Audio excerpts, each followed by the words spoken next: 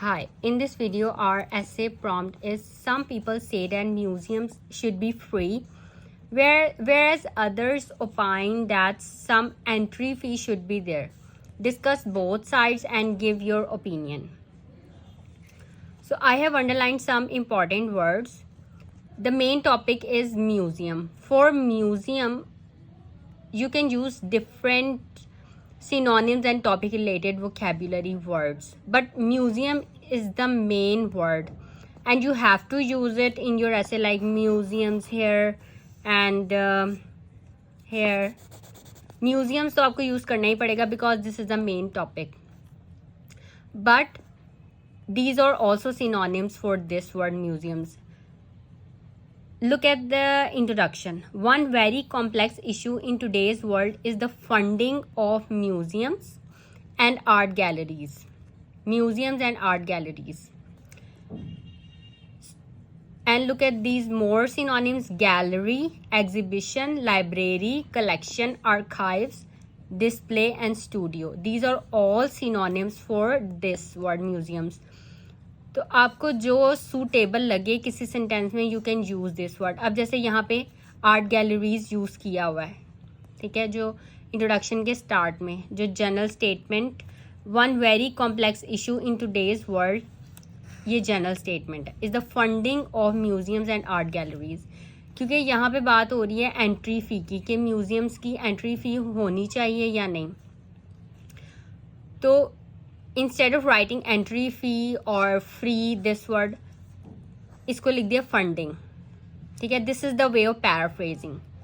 इस तरह से आप पैराफ्रेजिंग करें क्योंकि you can not copy paste this exact statement. You have to paraphrase by using synonyms और topic related vocabulary words. So we are using funding here. In today's world is the funding of museums and art galleries. Art galleries इसलिए लिखा है क्योंकि museums and art galleries these are synonyms. Okay? और collection भी आप use कर सकते हैं. archives, display, क्योंकि डिस्प्ले होती है ना चीज़ें म्यूजियम्स में. तो जहाँ पे आपको किसी सेंटेंस में सूटेबल लगे, किसी पैराग्राफ में, इंट्रोडक्शन में, body paragraphs and conclusion, you can use any word. And for entry fee you can use these words: entrance fee, ticket price, charge fee, or entry charge. Like, look at these examples. On the other hand, the argument given by those in favor of charging an entry fee की जगह हमने लिखा है charging an entry fee.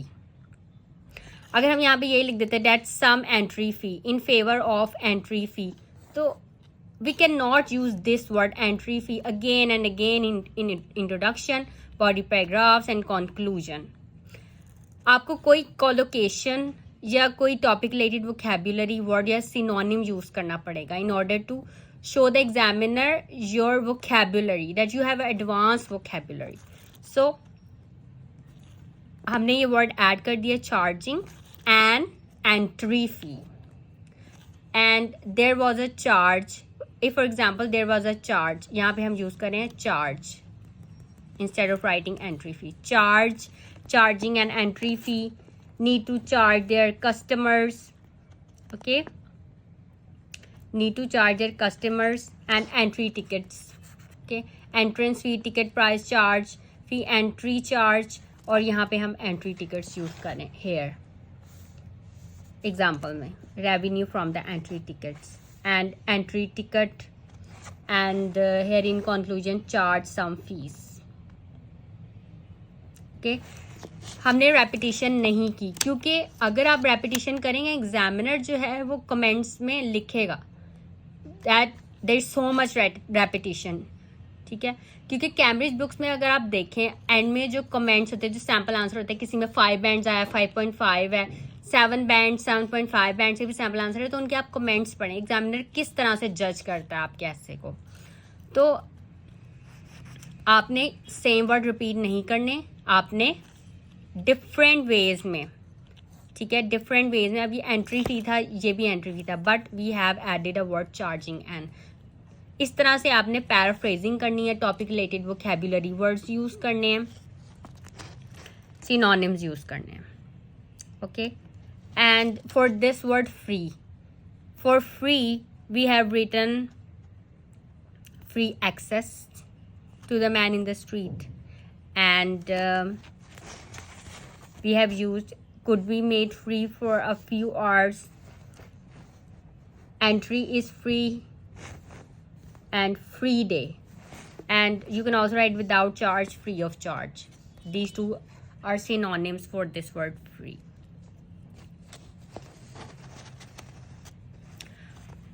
So read these words. These some are synonyms, some are collocations, some are topic related vocabulary words, and read these paragraphs and get ideas, and then write this essay in your own words. This is introduction. These are body paragraphs because this is a discussion essay. So in first body paragraph you have to discuss one view. In the second body paragraph you have to discuss the second view and give your own opinion. In your third body paragraph you have to give your own opinion. What do you think? You have to write that and then write your conclusion. So अगर आपको speaking में भी museum से related कोई topic आए तो you can use these words. और जब आप ये पढ़ते हैं तो आपको एक आइडिया हो जाता है टॉपिक के बारे में, क्या आपका क्या ओपिनियन है कि फ्री होना चाहिए. ये आपसे स्पीकिंग में भी पूछा जा सकता है टॉपिक, तो आपके लिए उसके लिए भी प्रिपेयर रहना है कि आपने स्पीकिंग में इसको किस तरह से कवर करना है. और रीडिंग में भी म्यूजियम से रिलेटेड कोई पैसेज हो सकता है, तो आपको जब ये पता नहीं होगा कि म्यूजियम्स के सिनोनिम्स क्या हैं और एंट्री फ़ी के लिए क्या क्या वर्ड और यूज़ किए जा सकते हैं, क्योंकि रीडिंग पैसेज में भी जब आपको टॉपिक के बारे में इंफॉर्मेशन होगी तो आप स्किमिंग और स्कैनिंग जब आप करेंगे तो आपको फ़ौरन आंसर आप लोकेट कर सकते हैं.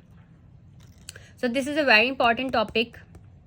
आप इसको प्रिपेयर करें, और if you have any questions you can ask me in comment.